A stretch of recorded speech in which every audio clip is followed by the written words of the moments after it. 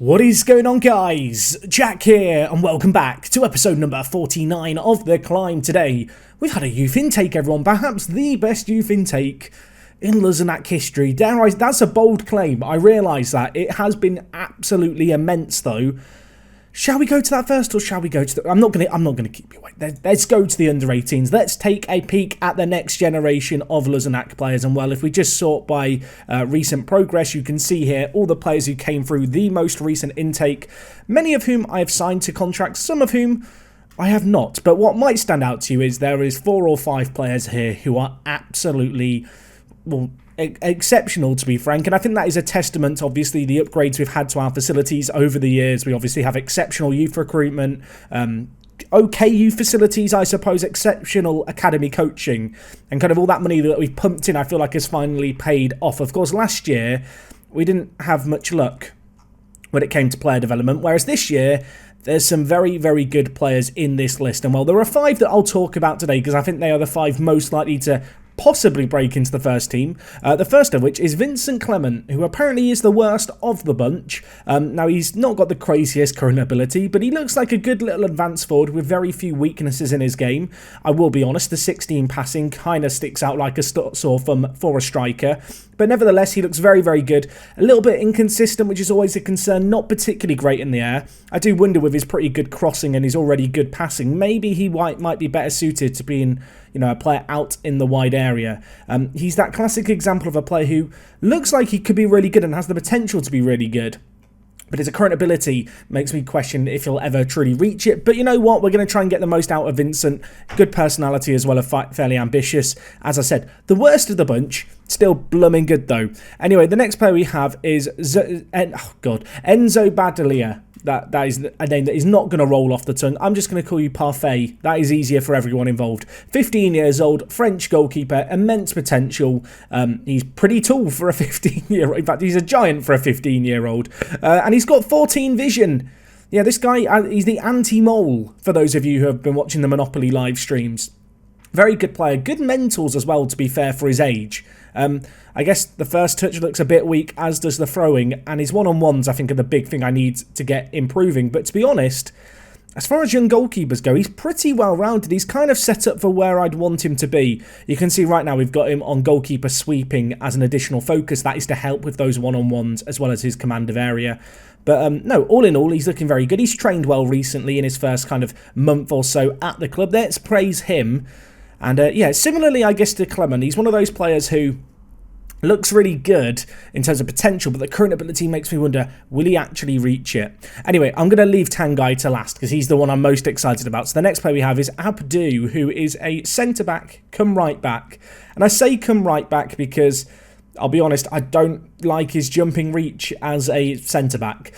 Yeah, I think he's got a potential kind of future career at right-back. Good passing, good vision as well for a defender, really. I guess the only downside is he's only got 4 crossing and 6 dribbling, which in a system like ours where I need wing-backs means he's got to improve quite a bit. But you know what? He's 15 years old. There is room for improvement. Unfortunately, as I said, his jumping reach is lacking for his natural position of centre-back. Additionally, his natural fitness is potato, and he is considered injury-prone, which I really, really do not like.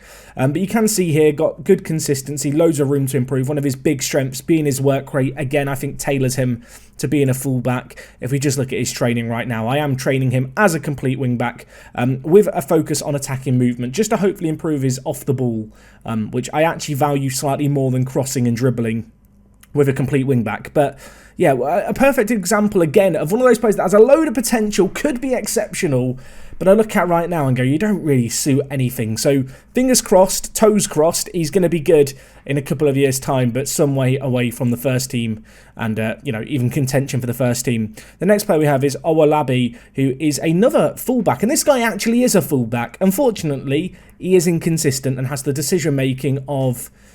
well, I don't know what he has the decision-making of. I'll let you decide. Come up with a simile or a metaphor for me in the comments. But either way, he's an okay left-back. He's got really good pace. He's actually quite good in the air. Really, I think it's just about making him as well-rounded as possible. But he has the makings of a pretty good player. I absolutely detest the fact he's inconsistent. But besides that, a player who maybe could break his way into the first team one day. I think out of the players I've shown so far, Ba Olowabe, Owolabe. Owolabe. It's not. I'm just going to call you the sheep. Your first name is Barson. I'm sorry. But he's perhaps of the 4 players I've shown the most likely to break into the first team, but he does fall some way short of the last player on this list, the one player with, you can see here, 2-star potential, Alec Tangai. Who is the guy? Alex the guy. Okay, let's never do that again. He's a really, really good centre attacking mid. Really well-rounded physicals, even though they're not super standout. In fact, he's just a well-rounded player overall. At 15 years old, he is exceptional. His dribbling, I guess, could be a little bit better, as could his finishing. There is one sad downside. He's injury prone, and you might think, well, that's not a big deal, you know, like, he might just not get injured. No, the issue is he pulled his ankle ligaments within the first week of being at the club. I've got high hopes for him. He looks exceptional, like probably the best player to come through our kind of intake in terms of his current ability and his perceived potential ability. I guess, you know, he's up there with the likes of Kofi and Julian Blaze. But obviously that injury proneness is just an absolute killer. In terms of his training right now, I'm training him as a shadow striker just because shadow striker is the best attacking midfielder role to get as much TLC across the physicals as possible. To be honest, I might also just put a focus on quickness as well because it is just the one area he's lacking in. Worth noting, since he's come back from his injury, he's trained well, so let's give him a little bit of praise. Well done, Alec. Very proud of you, my friend. Keep improving. You may have even noticed on this screen here, he is considered the hot prospect to the club now, which is very, very exciting indeed. Also, Barry Marsden now considered the key player. I will say he has improved a hell of a lot this year. I feel like his jumping reach and heading have improved since the start of the season. Maybe that's the reason he's now so good at corners and stuff. I mean, if we look here, you can see improvements across the board. Perhaps not as much as I expected them to be, if I'm being honest, but nevertheless, he is our key player, allegedly. And the good news is he's not suspended for today's game. And well, speaking of today's game and recent form, today we are going to be taking on Nancy, who are currently in 9th. We're currently in 8th. Of course, we were a little bit higher than that when I left things, but unfortunately, recent form has not been ideal. 4 games we've played, and the most difficult of the games was the first game we were playing. It was against Nantes, and in this game, it was 4th versus 5th at the time. I thought this was the game that was going to, you know, spur us into Europe, and certainly when we won 2-1, I believed it even more. Marlon Adriano scored for us, which was a kind of typical headed goal. They then got a goal through Samuel Yepi. What a name that is. And that was 1-1 at the break. Fortunately for us, a bit of a fortuitous goal, to be honest. The ball fell to Ari. He scored 10 minutes left of the game. We held on a 2-1 win. I thought that was like the massive win that we needed. I felt like after that match, we are invincible, was kind of what I was thinking in my head. We hadn't lost in 9 games since Christmas. In fact, no, 10 games since Christmas in the league. It was an incredible run of form, which came to a screeching halt against local rivals Toulouse. We actually took the lead in this game as well. Sesko with it. And I mean, Sesko's striking instincts were on full display in this game. He got the opening goal for us. Shortly after half-time, however, he also got a goal for Toulouse. An own goal, a weird goal. The ball kind of ricocheted around the box. I don't know if he can really take the blame, but nevertheless, 1-1, we went more attacking. This was a game that we should be winning. By all accounts, this is a comfortable win that should be all day, every day. It wasn't today. They got a goal in the 63rd minute, and that was that. We didn't look amazing in this game. It was an even game, to be fair, but I can't, say we were FM'd by any means. Toulouse looked pretty good, to be honest. The very next game we had was against Nice, a team who I guess you'd expect and kind of tout to be a team right up there in France traditionally. If we just look at their profile here, you can see they're currently in 11th. Last year they finished 6th, so they're not having the best of years. Ultimately, a 0-0 draw, just not a lot. There's nothing nothing happened. That's what I've got written down in my notes. Absolutely nothing happened. And, well, something did happen in the next game, but it wasn't for the better. Taking on Stade Rennais, a team who, well, we need to be beating, to be honest, if we want to really get European football this year. Away from home, a 1-1 draw. We took the lead in this game through Ari in the 53rd minute. He's been getting a fair few goals earlier on in the year. We talked all about his assists. Now he's become a goal scorer. Unfortunately, Niang scored for them in the 82nd minute, and that was a bit of a kick in the gonads, if I might say so. We just had no time left to respond. They held on for a draw. And one win in our last 4 really doesn't look that great, especially when we're taking on our affiliates and the team who currently sit 1 point or 1 place behind us in the league. Are they 1 point behind us in the league, or am I making it up? I'm making it up, everyone. They are even on points with us. You can see the league table here. It's worth noting that the 6th place spot only goes as a European spot if the winner of the French Cup isn't already in Europe, and I have a feeling it's Lille and Bordeaux in the final. I now want to check. I'm hoping if I flick through here, I can find... I'm not going to be able to find it. Let me go this way. I've got lost in Football Manager. Some people ask me, Jack, how do you never get lost in Football Manager when you're doing live comms? Because it is difficult talking and playing at the same time. I've shown a weakness right there. I've made a mistake. So you can see here, Bordeaux and Lille play one another in the final. Because both those teams look likely to get European football, there's a fair chance that 6th place will also be a European football spot. And, well, with that in mind, there are 6 games left of the year. Obviously, our expectation was mid-table, but we are certainly in with a shout. A win here would be huge. A win here would take us up to 6th, barring... I was going to say barring Metz getting a win, but actually Metz and Marseille have already played more games than us. So, yeah, I mean, whoever wins out of ourselves and Nancy today moves into a European spot. This is a huge game. Just looking at our end-of-season games, because I know there's going to be questions about that. We've got Angers in 17th, Saint Etienne in 14th, Brest in 18th, Nîmes in 20th, and then PSG. So, yeah, in our last few games, we actually take on kind of 3 of the bottom 4. I'm hoping that they're all going to be relatively easy, comfortable wins, although we know how football works, that isn't really always the case. Truth be told, this game against Nancy could well be the one that decides a fair bit here ahead of the PSG game, I suppose, could mean a lot at the end of the year. I'm hoping it's not going to mean a lot at the end of the year, otherwise we are going to be in what I believe scientists call a pickle. I don't want to go into that game against PSG knowing that we have to beat them. We need to get things wrapped up, and the sooner we get things wrapped up, the better. Frankly, this game against Nancy is one that is essential to do just that. So in terms of team news and in terms of the team as a whole, very, very happy with where we're going. I feel like I now have the settled 11. This is the team. This is the squad. And to be fair, they've done pretty well up until the last few games, but I'm not going to panic change stuff too quickly. What I would say is, when you look at our team now, it's not changed a lot since last episode. I feel like throughout this season, every time I've come back for an episode, stuff's looked different kind of quite drastically, whereas now we're settled. Marsden and Marlon Antonio are my centre-backs of choice. Tomov in goal has looked pretty good since he joined from Manchester United. Worth noting that he is continuing to improve, the 21-year-old, which is really exciting. Has never played regular senior football before, so obviously that is a big help towards his development. Galvez and Hayden are our left-back and right-back of choice. I'm pleased to report that Hayden hasn't got injured in a while and is in fact improving, and with his, well, recognised potential, I'm hoping he's got a little bit more to improving, because I would like him to be just a little better defensively. Galvez at right back I feel like has got away with a bit this year. He's not done nearly enough for my own liking, but he has improved as of late. What I would say is he had a slow start to the year and wrestled with a lot of injuries. Now that we've got him settled, now that we've got him playing regularly, he's looked pretty threatening out on the right hand side for us. Obviously Kene and Simmons in centre mid, just an absolute superb duo. I really see those two players as kind of the pillars in the middle, the two players we can build around. In fact, if you look at the average ratings for the season, Simmons is up there, and, well, where is Kenny? Kenny's not actually that... I thought Kenny was higher than that. Kenny's been in some good form recently, until more recently. I'm gonna stick my neck out on the line. Kenny has been good this year. The ratings are a lie.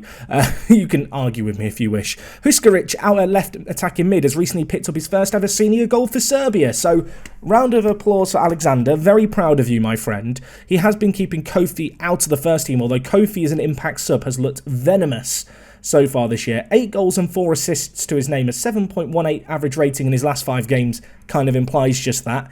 Ariel on the right hand side has added goals to his assists, although perhaps the assists have slowed down a little as of late, but he really has locked down that right midfielder spot. Lopez down the middle has not scored in a while. Perhaps one little cause for concern, something certainly worth flagging for the number 10. He is still improving, he is still learning obviously how to play centre attack in mid, and he is still probably our best player in the team, if I'm being honest. I like him a hell of a lot. And Sesko up front has been getting goals. If we ignore that own goal that he scored, he's been pretty decent as of late. I'm hoping that he's going to keep up his fine goal-scoring form today. Yeah, he's been the spearhead of our attack and looked very, very good indeed. So anyway, let's get into this game against Nancy. I felt like I wanted to do a run through of the team there, just to give you paint a picture, I suppose, as to how I'm perceiving each player within the team. But I do feel like now I've got a team that I look at and go, yeah, this is a team that could go into next season without too many changes, especially after last summer where we obviously went a little crazy with changes. I want to avoid that at all costs this year. It is pretty important, to be honest, this year that we get European football. Otherwise, I may have to look at selling 1 or 2 players. But we're gambling on European football. Yes, our form in our last 3 games hasn't been particularly great. But to be honest, I feel like we've been a tad unfortunate. And I think just in general, we've been good this year. We probably are worth it. When we've been in our peaks, we've been one of the best teams in the league. And while we've got a chance here, Marlon Adriano on the end of it, and Ari cross initially, but unfortunately the ball going over the crossbar. Another chance for Ari to whip one in here towards the back post. Marlon Adriano again. Sense of deja vu kicking in as he headers it over the crossbar.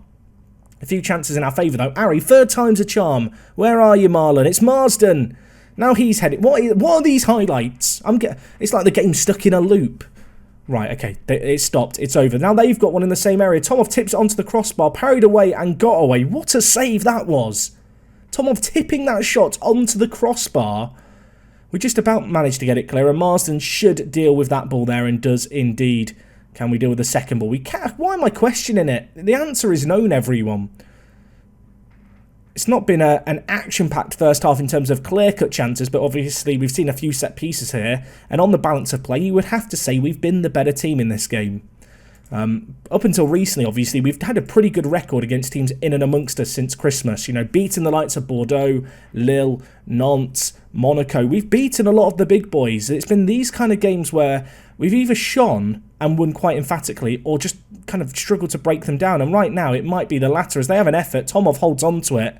The Bulgarian beast from the east. I feel like that is just a name I'm giving him now. You can't take... That's his official title, everyone. Ari, big ball forward to Sesko. May need to hold up the ball here for players to get in the box. Whips it in. Lopez is there. Not sure if that was a pass or a shot. I'm not sure what that was either. Kene across the 6-yard box. No one on the end of it. Can we keep the chance alive? Galvez should keep it in. He's not as quick as I thought he was, apparently. That was a great chance, wasn't it? Well, mad scramble. We hit the... Well, I thought we hit the outside the post, but apparently the keeper saved it. A chance here, though. Sesko breaking through. Sesko, what can you do? Tight angle, difficult chance, really, with the defender on his shoulder. Would have liked to have seen him make the goalkeeper work a tiny bit harder than that. I think it's time to get shouty. Huskaric has been quiet in this game. I am going to bring in Kofi for the first sub of the match. Only 10 minutes into the second half. Maybe a rash decision, but I think it's the correct decision to make. Kofi, show me that it was the right decision. Anyway, we need to defend here. Nancy on this wide area. Galvez with the initial tackle. Ball whipped in. Header missed by Marsden, I'm pretty sure that was. No, it wasn't. It was Marlon Adriano. Throwing the wrong player under the bus there. And, well, Marsden wouldn't have missed a header. Of course he wouldn't have. But the ball whipped in there. And I feel like we just panicked a little here. I'm not sure who it was who came and closed down. Here, who is this? Simmons came in. Galvez, I mean... I don't know what to make. I mean, the cross is perfectly placed. I don't know if we put the wide player under enough pressure, to be honest. It was just a little bit too easy, wasn't it? Anyway, I'm going to look to up the tempo here, but play slightly less direct. I'm also going to get rid of overlap. Well, I don't want... The fullback will still overlap, but I don't want us to hold on to the ball to wait for the overlap. I want us to get the ball forward a little quicker now in this game. I feel like we've been the better team for the most part, but that one chance going against us. Ari to whip in the ball. Marsden's there. Has that hit the crossbar? It has hit the crossbar. We've had chance after chance after chance in this game. Unfortunately, they've not been finding the right side of the post. I'm going to take off Lopez, who's been quiet, I think, for Harvey Elliott. I've got one last sub in my back pocket. Who do I want to potentially bring in? You know what? I don't really have anyone I want to bring in right now. We'll hold on to it just in case of emergencies. 10 minutes left. I'm going to have to go very attacking at this point and get one last shout of demand more in.